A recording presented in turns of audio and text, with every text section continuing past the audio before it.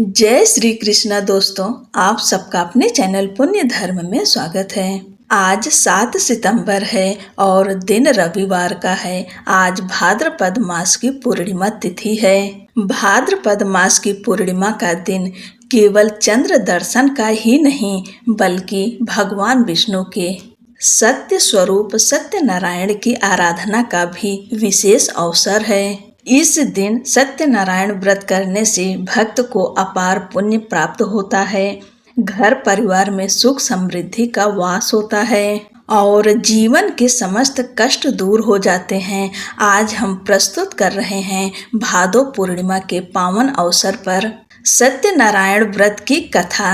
आप सब भगवान सत्यनारायण का ध्यान करते हुए इस कथा को सुनिए। सत्यनारायण व्रत कथा का पहला अध्याय। एक समय की बात है, नैशिरण्य तीर्थ में शौनकादि 88,000 ऋषियों ने श्री सूत जी से पूछा, हे प्रभु, इस कलयुग में वेद विद्या रहित मनुष्यों को प्रभु भक्ति किस प्रकार मिल सकती है तथा उनका उद्धार कैसे होगा। हे मुनि श्रेष्ठ, कोई ऐसा तप बताइए जिससे थोड़े समय में ही पुण्य मिले और मनवांछित फल भी मिल जाए। इस प्रकार की कथा सुनने की हम इच्छा रखते हैं। सर्व शास्त्रों के ज्ञाता सूत जी बोले, हे वैष्णवों में पूज्य, आप सभी ने प्राणियों के हित की बात पूछी है, इसलिए मैं एक ऐसे श्रेष्ठ व्रत को आप लोगों को बताऊंगा जिसे नारद जी ने लक्ष्मी नारायण से पूछा था और लक्ष्मीपति ने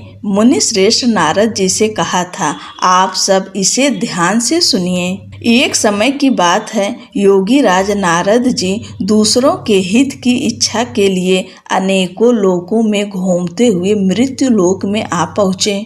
यहाँ उन्होंने अनेक योनियों में जन्मे प्रायः सभी मनुष्यों को अपने कर्मों द्वारा अनेकों दुखों से पीड़ित देखा। उनका दुख देख नारद जी सोचने लगे कि कैसा यत्न किया जाए जिसके करने से निश्चित रूप से मानव के दुखों का अंत हो जाए। इसी विचार पर मनन करते हुए वह अपने विष्णु लोक में गए। वहाँ वह देवों के ईश नारायण की स्तुति करने लगे, जिनके हाथों में शंख चक्र गदा और पद्य थे, गले में वरमाला पहने हुए थे। स्तुति करते हुए नारद जी बोले, हे भगवान, आप अत्यंत शक्ति से संपन्न हैं। मन तथा वाणी भी आपको नहीं पा सकती है। आपका आदि मध्य तथा अंत नहीं है। निर्गुण स्वरूप सृष्टि के कारण भक्तों के दुख को दूर करने वाले हैं। आपको मेरा नमस्कार है। नारद जी की स्तुति सुन विष्णु भगवान बोले, हे मुनि श्रेष्ठ, आपके मन में क्या बात है? आप किस काम के लिए पधारे हैं, उसे निसंकोच कहिए। इस पर नारद मुनि बोले कि मृत्यु लोक में अनेक योनियों में जन्मे मनुष्य अपने कर्मों के द्वारा अनेकों दुख से दुखी हो रहे हैं। हे नाथ, आप मुझ पर दया रखते हैं तो बताइए कि वो मनुष्य थोड़े प्रयास से ही अपने दुखों से कैसे छुटकारा पा सकते हैं। श्री हरि बोले, हे नारद, मनुष्यों की भलाई के लिए तुमने बहुत अच्छी बात पूछी है। जिसके करने से मनुष्य मोह से छूट जाता है, वह बात मैं कहता हूँ, उसे सुनो। स्वर्ग लोक व मृत्यु लोक दोनों में एक दुर्लभ उत्तम व्रत है जो पुण्य देने वाला है। आज प्रेमवश होकर मैं उसे तुमसे कहता हूँ। श्री सत्यनारायण भगवान का यह व्रत अच्छी तरह विधान पूर्वक करके मनुष्य तुरंत ही यहाँ सुख भोग कर मरने पर मोक्ष पाता है। श्री हरि के वचन सुन नारद मुनि जी बोले कि उस व्रत का फल क्या है और उसका विधान क्या है। यह व्रत किसने किया था, इस व्रत को किस दिन करना चाहिए, सभी कुछ विस्तार से बताएं। नारद की बात सुनकर भगवान श्री हरि बोले, दुख व शोक को दूर करने वाला यह सभी स्थानों पर विजय दिलाने वाला है। मानव को भक्ति व श्रद्धा के साथ शाम को श्री सत्यनारायण की पूजा धर्म परायण होकर ब्राह्मणों व बंधुओं के साथ करनी चाहिए।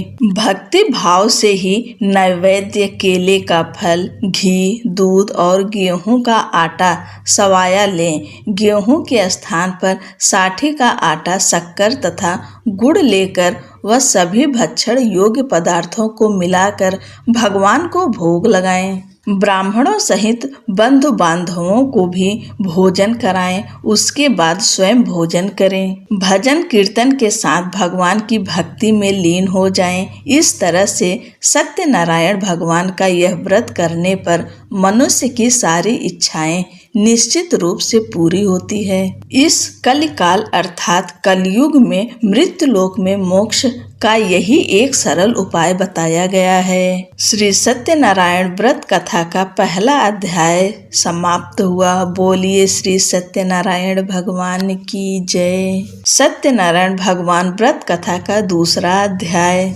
सूत जी बोले, हे ऋषियों, जिसने पहले समय में इस व्रत को किया था उसका इतिहास कहता हूँ, ध्यान से सुनो। सुंदर काशीपुरी नगरी में एक अत्यंत निर्धन ब्राह्मण रहता था। भूख प्यास से परेशान वह धरती पर घूमता रहता था। ब्राह्मणों से प्रेम करने वाले भगवान ने एक दिन ब्राह्मण का वेश धारण कर उसके पास जाकर पूछा, हे विप्र, नित्य दुखी होकर तुम पृथ्वी पर क्यों घूमते हो? दीन ब्राह्मण बोला, मैं निर्धन ब्राह्मण हूँ, भिक्षा के लिए धरती पर घूमता हूँ। हे भगवान, यदि आप इसका कोई उपाय जानते हो तो बताइए। वृद्ध ब्राह्मण कहता है कि सत्यनारायण भगवान मनोवांछित फल देने वाले हैं, इसलिए तुम उनका पूजन करो। इसे करने से मनुष्य सभी दुखों से मुक्त हो जाता है। वृद्ध ब्राह्मण बनकर आए सत्यनारायण भगवान उस निर्धन ब्राह्मण को व्रत का सारा विधान बताकर अंतर्ध्यान हो गए। ब्राह्मण मन ही मन सोचने लगा कि जिस व्रत को वृद्ध ब्राह्मण करने को कह गए हैं, मैं उसे जरूर करूँगा। यह निश्चय करने के बाद उसे रात में नींद नहीं आई और वह सवेरे उठकर सत्यनारायण भगवान के व्रत का निश्चय कर भिक्षा के लिए चला गया। उस दिन निर्धन ब्राह्मण को भिक्षा में बहुत धन मिला, जिससे उसने बंधु बांधवों के साथ मिलकर श्री सत्यनारायण भगवान का व्रत संपन्न किया।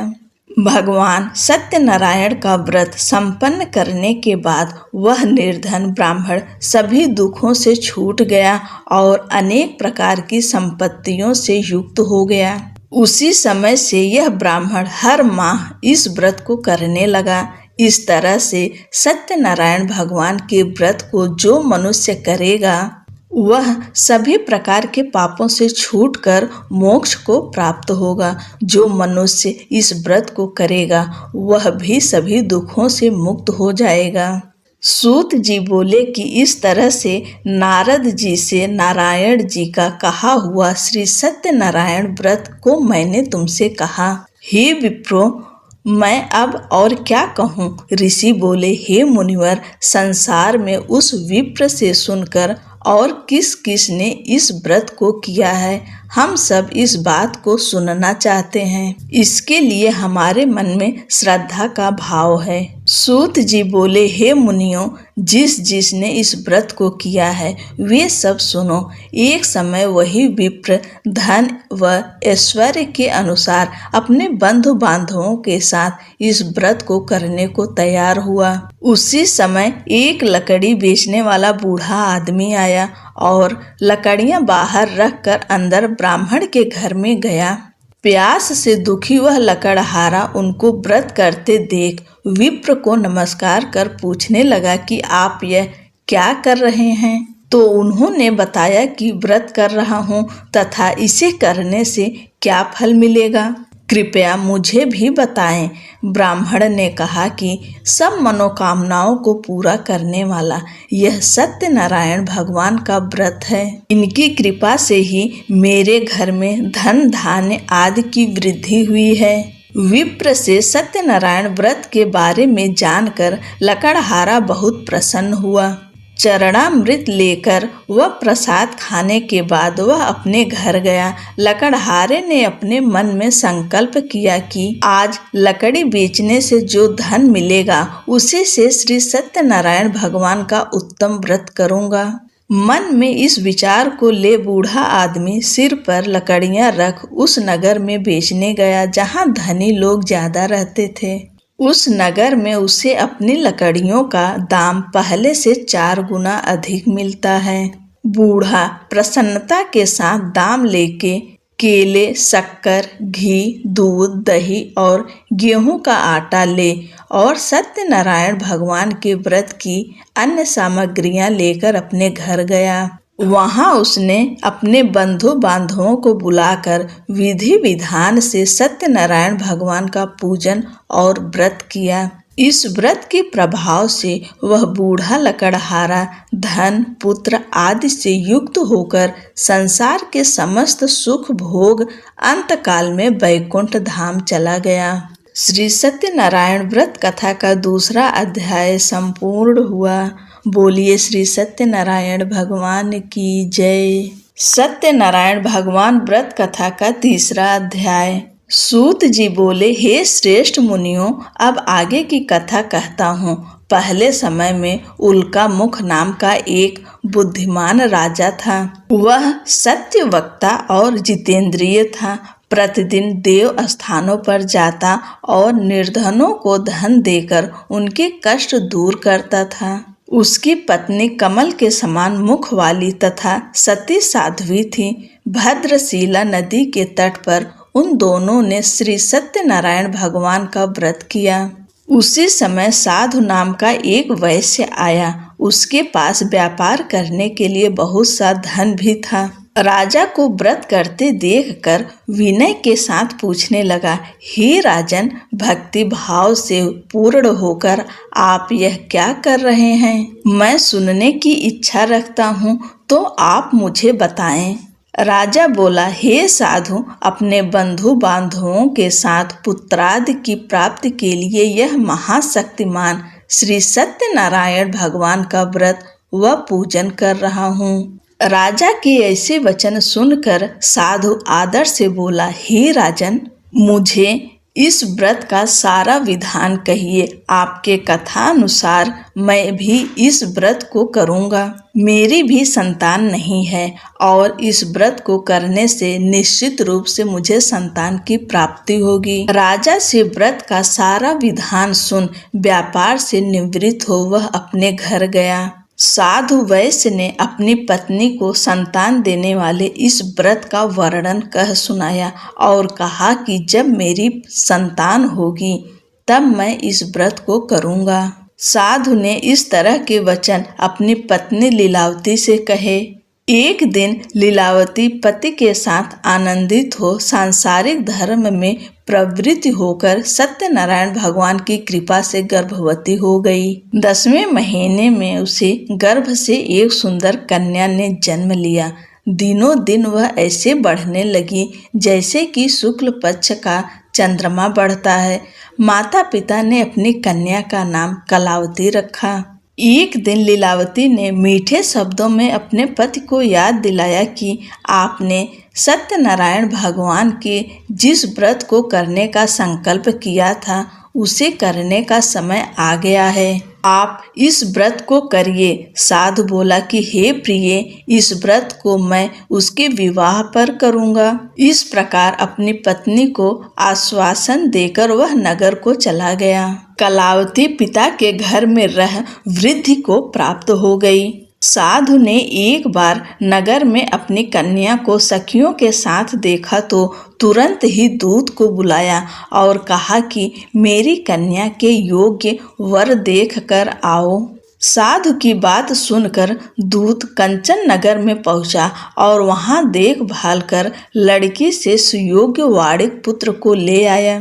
सुयोग्य लड़के को देख साधु ने बंधु बांधवों को बुलाकर अपनी पुत्री का विवाह कर दिया। लेकिन दुर्भाग्य की बात ये कि साधु ने अभी भी श्री सत्यनारायण भगवान का व्रत नहीं किया। इस पर श्री भगवान क्रोधित हो गए और श्राप दिया कि साधु को अत्यधिक दुख मिले। अपने कार्य में कुशल साधु बनिया जमाई को लेकर समुद्र के पास स्थित होकर रत्नासारपुर नगर में गया। वहां जाकर दामाद ससुर दोनों मिलकर चंद्रकेतु राजा के नगर में व्यापार करने लगे। एक दिन भगवान सत्यनारायण की माया से एक चोर राजा का धन चुराकर भाग रहा था। उसने राजा के सिपाहियों को अपना पीछा करते देख चुराया हुआ धन वहां रख दिया जहां साधु अपने जमाई के साथ ठहरा हुआ था। राजा के सिपाहियों ने साधु वैश्य के पास राजा का धन पड़ा देखा तो वह ससुर जमाई दोनों को बांधकर प्रसन्नता से राजा के पास ले गए और कहा कि उन दोनों चोरों को हम पकड़ लाएं, आप आगे की कार्यवाही की आज्ञा दें। राजा की आज्ञा से उन दोनों को कठिन कारावास में डाल दिया गया और उनका सारा धन भी उनसे छीन लिया गया। श्री सत्यनारायण भगवान के श्राप से साधु की पत्नी भी बहुत दुखी हुई। घर में जो धन रखा था उसे चोर चुरा ले गए। शारीरिक तथा मानसिक पीड़ा व भूख प्यास से अति दुखी हो अन्न की चिंता में कलावती ने ब्राह्मण के घर गई। वहां उसने श्री सत्यनारायण भगवान व्रत होते देख फिर कथा भी सुनी। वह प्रसाद ग्रहण कर वह रात को घर वापस आई। माता ने कलावती से पूछा कि हे पुत्री, अब तक तुम कहाँ थी, तेरे मन में क्या है? कलावती ने अपने माता से कहा, हे माता, मैंने एक ब्राह्मण के घर में श्री सत्यनारायण भगवान का व्रत देखा है।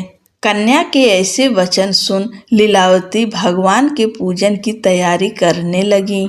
लीलावती ने परिवार व बंधुओं सहित सत्यनारायण भगवान का पूजन किया और उनसे वर मांगा कि मेरे पति तथा जमाई शीघ्र घर आ जाएं। साथ ही यह भी प्रार्थना की हम सबका अपराध क्षमा करें। श्री सत्यनारायण भगवान इस व्रत से संतुष्ट हो गए और राजा चंद्रकेतु को सपने में दर्शन दे कहा कि हे राजन, तुम उन दोनों वैश्यों को छोड़ दो और तुमने उनका जो धन लिया है उसे वापस कर दो। अगर ऐसा नहीं किया तो मैं तुम्हारा धन, राज्य व संतान सभी को नष्ट कर दूंगा। राजा को यह सब कहकर वह अंतर्ध्यान हो गए। प्रातः काल सभा में राजा ने अपना सपना सुनाया। फिर बोले कि बड़े पुत्रों को कैद से मुक्त कर सभा में लाओ। दोनों ने आते ही राजा को प्रणाम किया। राजा मीठी वाणी में बोला, हे महानुभावों, भाग्यवश ऐसा कठिन दुख तुम्हें प्राप्त हुआ है, लेकिन अब तुम्हें कोई भय नहीं है। ऐसा कह राजा ने उन दोनों को नए वस्त्राभूषण भी पहनाए और जितना धन उनका लिया था उससे दुगुना धन वापस कर दिया। दोनों वैश्य अपने घर को चल दिए। श्री सत्यनारायण व्रत कथा का तीसरा अध्याय संपूर्ण हुआ। बोलिए श्री सत्यनारायण भगवान की जय। सत्यनारायण भगवान व्रत कथा का चौथा अध्याय। सूत जी बोले, वैश्य ने मंगलाचार कर अपनी यात्रा आरंभ की और अपने नगर की ओर चल दिए। उनके थोड़ी दूर जाने पर एक दंडी वेशधारी श्री सत्यनारायण ने उनसे पूछा, हे साधु, तेरी नाव में क्या है? अभिवाड़ी बड़ी हंसता हुआ बोला, हे दंडी, आप क्यों पूछते हो? क्या धन लेने की इच्छा है? मेरी नाव में तो बेल व पत्ते भरे हुए हैं। वैश्य के कठोर वचन सुन भगवान बोले, तुम्हारा वचन सत्य हो। दंडी ऐसे वचन कह वहां से दूर चले गए। कुछ दूर जाकर समुद्र के किनारे बैठ गए। दंडी के जाने के बाद साधु वैश्य ने नित्य क्रिया के पश्चात नाव को ऊंची उठते देखकर अचंभा माना और नाव में बेल पत्ते आदि देख वह मूर्छित हो जमीन पर गिर पड़ा। मूर्छा खुलने पर वह अत्यंत शोक में डूब गया तथा उसका दामाद बोला कि आप शोक न मनाएं, यह दंडी का शाप है, इसलिए हमें उनकी शरण में जाना चाहिए, तभी हमारी मनोकामना पूरी होगी।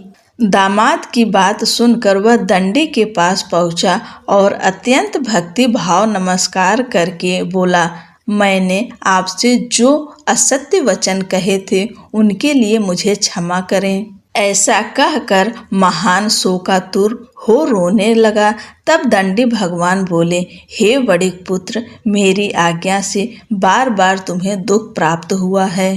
तू मेरी पूजा से विमुख हुआ। साधु बोला, हे भगवान, आपकी माया से ब्रह्मा आदि देवता भी आपके रूप को नहीं जानते, तब मैं अज्ञानी कैसे जान सकता हूँ। आप प्रसन्न होइए, अब मैं सामर्थ्य के अनुसार आपकी पूजा करूँगा। मेरी रक्षा करो और पहले के समान नौका में धन भर दो। साधु वैश्य के भक्ति पूर्वक वचन सुनकर भगवान प्रसन्न हो गए और उसकी इच्छा अनुसार वरदान देकर अंतर्ध्यान हो गए। ससुर जमाई जब नाव पर आए तो नाव धन से भरी हुई थी। फिर वहीं अपने अन्य साथियों के साथ सत्यनारायण भगवान का पूजन कर अपने नगर को चल दिए। जब नगर के नजदीक पहुँचे तो दूत को घर पर खबर करने के लिए भेज दिया। दूत साधु की पत्नी को प्रणाम कर कहता है कि मालिक अपने दामाद सहित नगर के निकट आ गए हैं। दूत की बात सुन साधु की पत्नी लीलावती ने बड़े हर्ष के साथ सत्यनारायण भगवान का पूजन कर अपनी पुत्री कलावती से कहा कि मैं अपने पति के दर्शन को जाती हूँ। तू कार्य पूर्ण कर शीघ्र आ जा। माता के ऐसे वचन सुन कलावती जल्दी से प्रसाद छोड़ अपने पति के पास चली गई। प्रसाद की अवज्ञा के कारण श्री सत्यनारायण भगवान रुष्ट हो गए और नाव सहित उसके पति को पानी में डुबो दिया। कलावती अपने पति को वहां न पाकर रोती हुई जमीन पर गिर गई। नौका को डूबा हुआ देख वह कन्या को रोता देख साधु दुखी होकर बोला, हे प्रभु, मुझसे तथा मेरे परिवार से जो भूल हुई है उसे क्षमा करें। साधु के दीन वचन सुनकर श्री सत्यनारायण भगवान प्रसन्न हो गए और आकाशवाणी हुई, हे साधु, तेरी कन्या मेरे प्रसाद को छोड़कर आई है, इसलिए उसका पति अदृश्य हो गया है। यदि वह घर जाकर प्रसाद खाकर लौटती है तो इसे इसका पति अवश्य मिलेगा। ऐसी आकाशवाणी सुन कलावती घर पहुंचकर प्रसाद खाती है और फिर आकर अपने पति के दर्शन करती है। उसके बाद साधु अपने बंधु बांधवों सहित श्री सत्यनारायण भगवान का विधि विधान से पूजा करता है। इस लोक का सुख भोग कर अंत में स्वर्ग को जाता है। श्री सत्यनारायण व्रत कथा का चौथा अध्याय संपूर्ण हुआ। बोलिए श्री सत्यनारायण भगवान की जय। सत्यनारायण भगवान व्रत की कथा का 5वां अध्याय। सूत जी बोले, हे ऋषियों, मैं और भी एक कथा सुनाता हूँ, उसे भी ध्यान पूर्वक सुनो।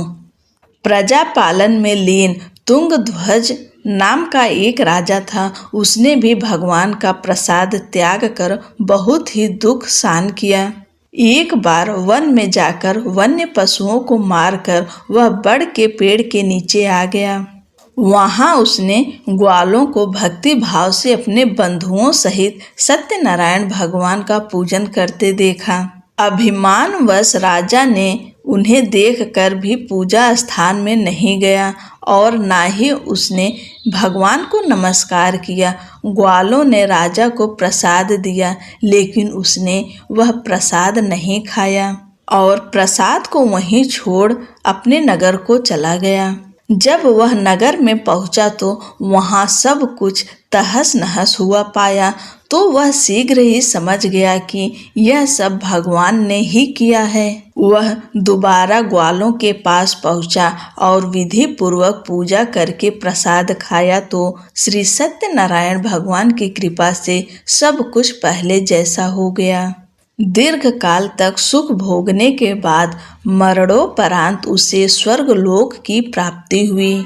जो मनुष्य परम दुर्लभ इस व्रत को करेगा तो भगवान सत्यनारायण की अनुकंपा से उसे धन धान्य की प्राप्ति होगी। निर्धन धनी हो जाता है और भय मुक्त हो जीवन जीता है। संतानहीन मनुष्यों को संतान सुख मिलता है और सारे मनोरथ पूर्ण होने पर मानव अंत काल में वैकुंठ धाम को जाता है। सूत जी बोले, जिन्होंने पहले इस व्रत को किया है, अब उनके दूसरे जन्म की कथा कहता हूँ।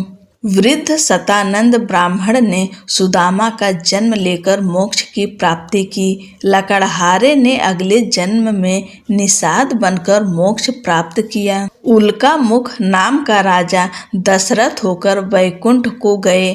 साधु नाम की वैश्य ने मोर ध्वज बनकर अपने पुत्र को आरे से चीरकर मोक्ष पाया।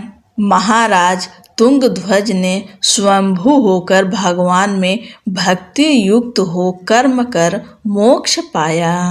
श्री सत्यनारायण व्रत कथा का 5वां अध्याय संपूर्ण हुआ।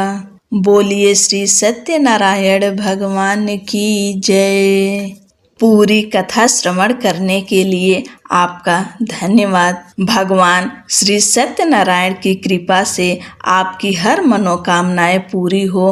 आपको जीवन में जो कुछ भी चाहिए भगवान सब पूर्ण करें।